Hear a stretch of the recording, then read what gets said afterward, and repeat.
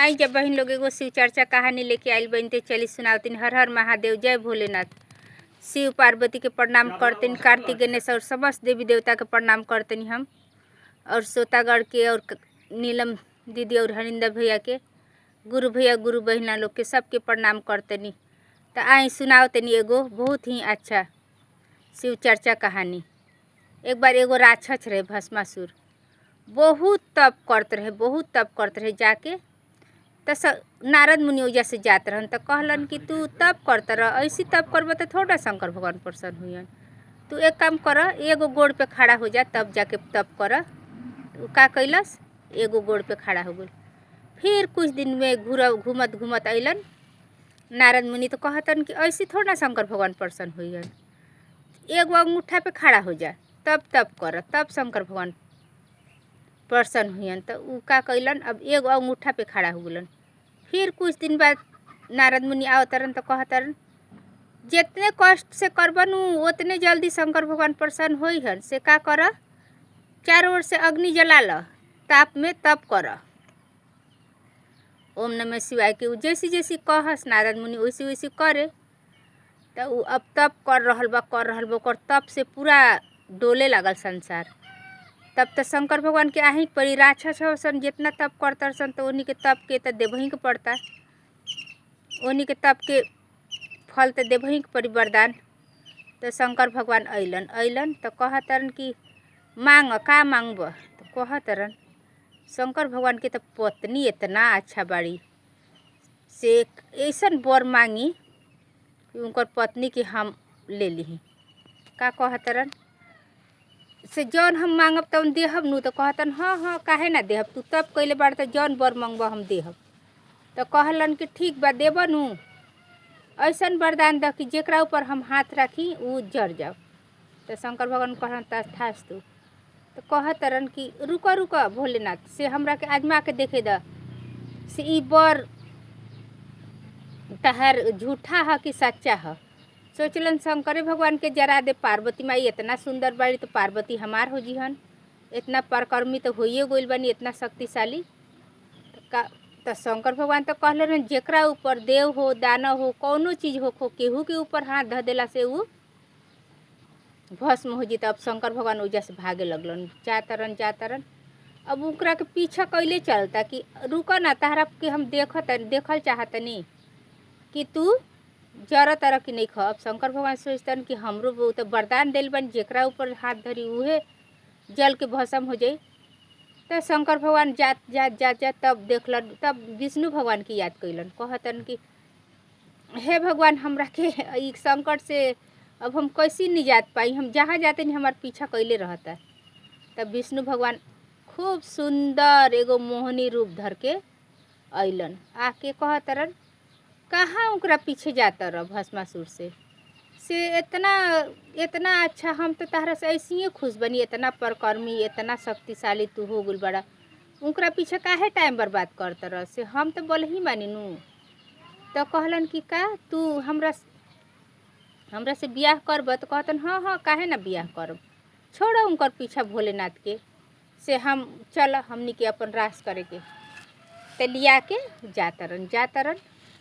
जातरन तो कहतरन कि नृत्य करतरन। कहतरन कि से हम तो यूहे सोचले बानी कि ओकरे से बियाह करब जे से हमरा के नाच देखाई, नृत्य देखाई। तो कहलन ये में कौन सा बड़ी बात बा, से नृत्य तो हम कर सकबे करब। तो कहतन कि चल तब नृत्य कर जा, डांस कर जा।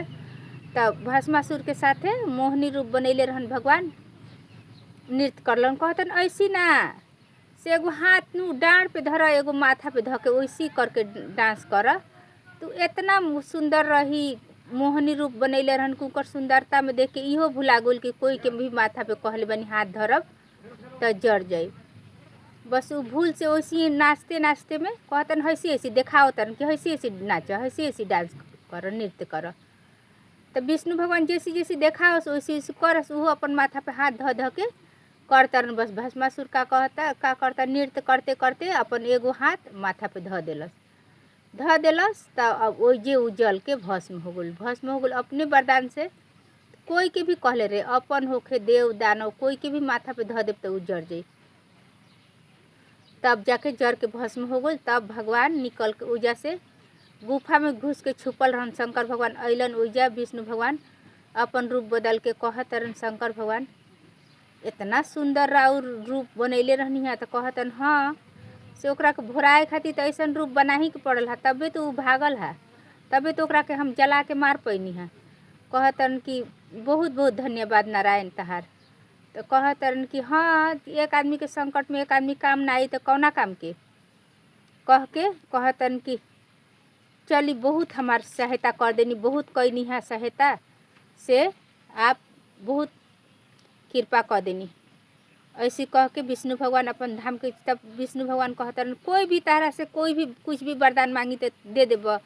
तो कहतरन का करी, उतना उतना तप करता, उतना उतना दिन से, उतना उतना कष्ट से बर मंगेसन तो देवही के पड़ता।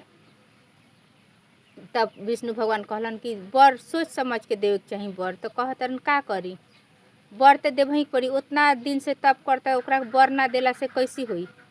तब फिर समझा उमझा के विष्णु भगवान अपन धाम के चल गुलन। अब शंकर भगवान अपन धाम के और पार्वती माई तो उजे से उ सब लीला देख के मुस्कुरात रही। तो वही तरी उ लोग के उनको भस्मासुर इतना अथी रहे राक्षस प्रतापी, वो जल के भस्म हो गई। और शंकर भगवान के भी ओकरा से और सब के सब देवता देवी के ओकर भस्मासुर से छुटकारा मिल गल, ना तो कमती राक्षस उत्पादर करी। तब फिर पार्वती माई कहते कि ऐसा ऐसा रउआ बर देते रहिला कि आदमी सब अपने ऊपर संकट हो जाला, देवते के ऊपर। तो कहतन का करी हो, वैसन मांगता तो देवही के पड़ी।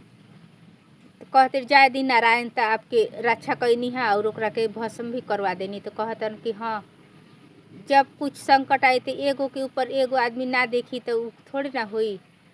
तो ये तेरी कह के फिर पार्वती माई भी समझैली कि ऐसा ऐसा बर मत दीही। तो उ तो भगवान जे तब करी तो ओकर तब फल मिलबे करी। ए तेरी होके शिव पार्वती अपना अपना धाम पे रहे लगलन जा और विष्णु भगवान अपन लोग के चल गुलन। और शंकर भगवान उनकर रूप के बहुत तारीफ कैलन विष्णु भगवान के। तो यही तरीके आज ये छोटा से एगो कहानी रहला भस्मासुर के।